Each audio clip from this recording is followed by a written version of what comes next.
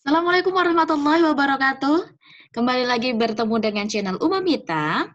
Eh, Kali ini Uma mau melanjutkan nih materi yang sebelumnya. Materi yang sebelumnya kita membahas tentang hakikat ilmu kimia dan peran ilmu kimia dalam berbagai bidang, serta peran ilmu kimia dalam menyelesaikan masalah global. Luar biasa ya. Kali ini Uma mau bahas apa nih? Kelanjutannya adalah tentang metode ilmiah. Metode ilmiah. Metode yang seperti apa sih, Uma? Kita lihat ya. Kita lihat menunya. Nih menunya, metode ilmiah. Oke. Uma mau sedikit bercerita seputar metode ilmiah. Jadi dulu ya ilmu kimia itu dibangun dan dikembangkan berdasarkan eksperimen-eksperimen. Jadi segala sesuatu yang berhubungan tentang sains gitu, itu pasti dimulai dari fenomena. Baru muncul suatu teori. Nah, bukan dari teori dulu, baru ada fenomena gitu. Jadi ada dulu fenomenanya di alam semesta, baru muncullah teori. Jadi begitu. Jadi yang namanya sains itu kimia, biologi, fisika itu semuanya ada dulu di alam semesta, baru diteliti diteliti itu menggunakan eksperimen-eksperimen. Nah, eksperimen-eksperimen tersebut metodenya disebut dengan metode ilmiah. Jadi, jalan ceritanya kalau orang yang merasa orang saintifik atau orang kimia itu berbicara itu selalu menggunakan sesuatu yang ilmiah, ada alasannya. Jadi tidak katanya-katanya gitu. Jadi harus menggunakan eksperimen-eksperimen yang dilakukan harus bermetode ilmiah. Harus menggunakan metode ilmiah. Kita klik apa menunya. Nah nih, dalam metode ilmiah itu proses berpikir dilakukan secara sistematis dan bertahap. Jadi tidak boleh acak-acakan, harus sistematis dan bertahap, step by step. Oke, dimulai dengan kesadaran akan adanya masalah sehingga terbentuk suatu kesimpulan. Dimulai dari kita sadar dulu adanya masalah, setelah itu tahap berikutnya sampai adanya suatu kesimpulan. Nah, itu seputar tentang metode ilmiah. Nah, metode ilmiah itu memiliki karakteristiknya ada 5, ya. Jadi bersifat kritis dan analitis. Bersifat logis, jadi semuanya itu logis, bisa dijelaskan secara ilmiah. Bersifat objektif, gitu, sesuai dengan objek yang diteliti. Yang selanjutnya yang keempat bersifat konseptual, yang terakhir bersifat empiris. Oke. Ini karakteristik dari si metode ilmiah. Lanjutnya. Nah, ini adalah alur dalam melakukan metode ilmiah. Jadi tadi kan Uma mengatakan bahwa semuanya bertahap sampai adanya nanti suatu kesimpulan. Nah, oke. Yang pertama, merumuskan masalah. Uma, masalah itu maksudnya apa sih, Uma? Apa kita kalau punya masalah terus bisa dijadikan suatu karya ilmiah? Oh, bukan. Masalah itu biasanya muncul kita menemukan suatu permasalahan. Contoh, Uma tinggal di suatu daerah. Misal nih, kok ternyata Uma tuh ngebor sumur gitu ya, mau membuat sumurnya sumur bor.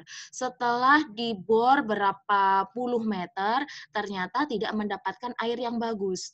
Airnya itu berbau logam gitu, dan airnya tidak jernih. Itu kenapa ya? Nah, sedangkan di daerah lain gitu, hanya selisih berapa rumah, ternyata itu airnya bagus. Nah, itu kan bermula dari suatu permasalahan. Nah, bermula dari suatu permasalahan. Permasalahan di lingkungan kita yang kita temui, gitu. Hal yang tersebut kita lakukan penelitian sehingga menghasilkan suatu karya. Nah, nanti kita meneliti, oh kenapa ya, ada kandungan apa ya, atau dulunya ini mungkin bekas rawa atau sebagainya. Terus kalian bisa menemukan suatu permasalahan, contoh masalah yang sangat sederhana. Kalian menemukan, berpikir, kenapa ya kalau menyimpan buah di kulkas gitu, dengan menyimpan buah di luar kulkas.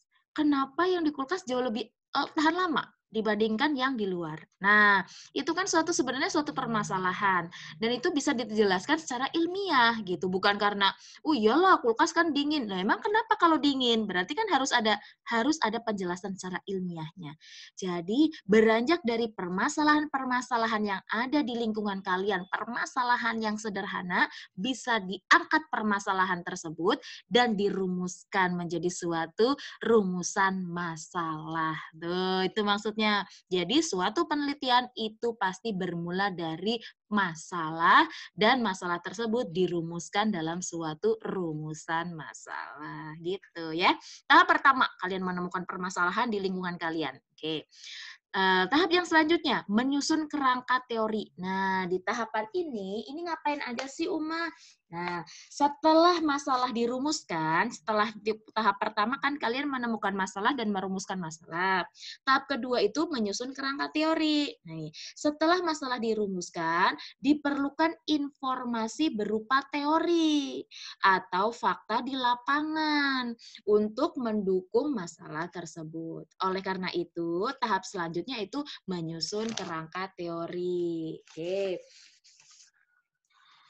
Oke, contohnya nih, berdasarkan contoh masalah yang kelarutan gula dalam air, teori-teori yang diperlukan itu menyangkut pengertian kelarutan dan faktor-faktor yang mempengaruhinya. Nah, misalnya gini ya, tadi kalian kalau melarutkan gula di air yang dingin dengan melarutkan gula di air yang panas, kenapa berbeda kecepatannya? Nah, gitu. Itu suatu rumusan masalah. Nah, setelah itu kalian membuat teori-teorinya. Jadi teorinya seputar tentang kelarutan adalah apa yang mempengaruhi tentang kelarutan itu namanya kerangka teori ya teori yang mendukung dari masalah kalian tadi. Lanjut merumuskan hipotesis. Nah ini hipotesis ini adalah jawaban sementara kalian. Jawaban sementara dari apa? Dari perumusan masalah gitu. Rumusan masalah ini berupa pertanyaan. Nah jadi hipotesisnya itu jawaban sementara. Tapi kalian belum melakukan eksperimen, masih jawaban sementara. Oke, yang tapi perlu dibuktikan secara empiris. Nih, itu. Selanjutnya kalian melakukan eksperimen. Nah, disinilah ini prosesnya, melakukan penelitian di sini nih. Setelah melakukan penelitian atau eksperimen, ini tujuannya ngapain sih melakukan eksperimen ini? Tujuannya adalah pengujian hipotesis dilakukan dengan menganalisis data. Jadi, eksperimen ini membuktikan hipotesis yang kalian buat tadi. Uma ulang dari awal. Kalian ketemu masalah di lingkungan. Masalah itu dirumuskan menjadi suatu rumusan masalah. Setelah itu, rumusan masalah tersebut membutuhkan dukungan teori. Nah, teori-teori ini disebut kerangka teori. Setelah itu, kalian ketemu teorinya, kalian kan, oh teorinya ternyata begini. Kalian merumuskan jawaban kalian atas pertanyaan. Pertanyaannya kan di sini nih. Di step 1, step kedua kalian nyusun teori, step 3 kalian menjawab si masalah tadi menggunakan teori ini. Tapi kan jawab si hipotesis ini kan masih jawaban sementara, belum dibuktikan secara empiris. Empiris itu artinya harus dibuktikan secara eksperimen ya. Makanya untuk menguji hipotesis benar atau tidak kalian eksperimen. Dari eksperimen ini kalian akan mendapatkan namanya hasil eksperimen untuk membuktikannya. Maksudnya nanti membuktikan benar nggak sih air panas sama air dingin ternyata cepat air panas, misalnya seperti itu. Karena pengaruh suhu gitu dan seterusnya.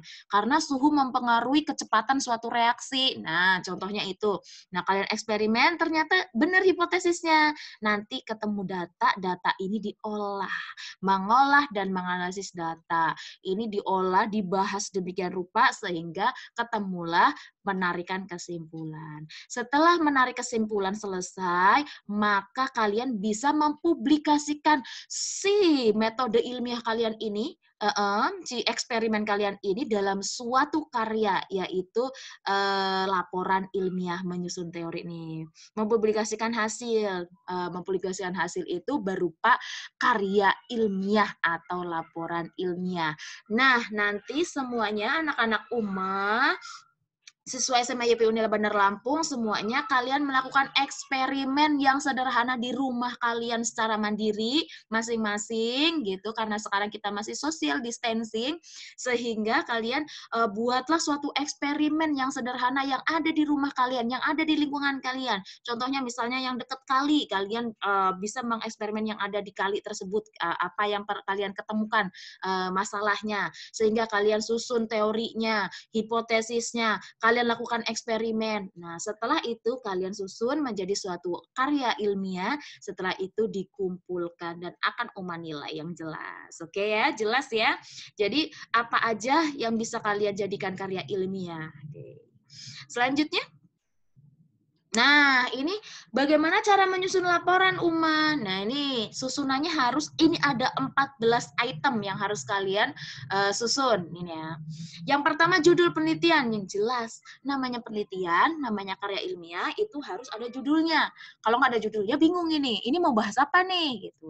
Judul itu harus menjelaskan secara global apa yang kalian bahas. Gitu. Jangan judulnya pembuatan tape gitu. Tapi ternyata isinya kalian malah buat tempe gitu. Jadi judul itu harus mencerminkan isi dari si laporan yang kalian buat. Kata pengantar. Nah, ini ya yang kedua ya.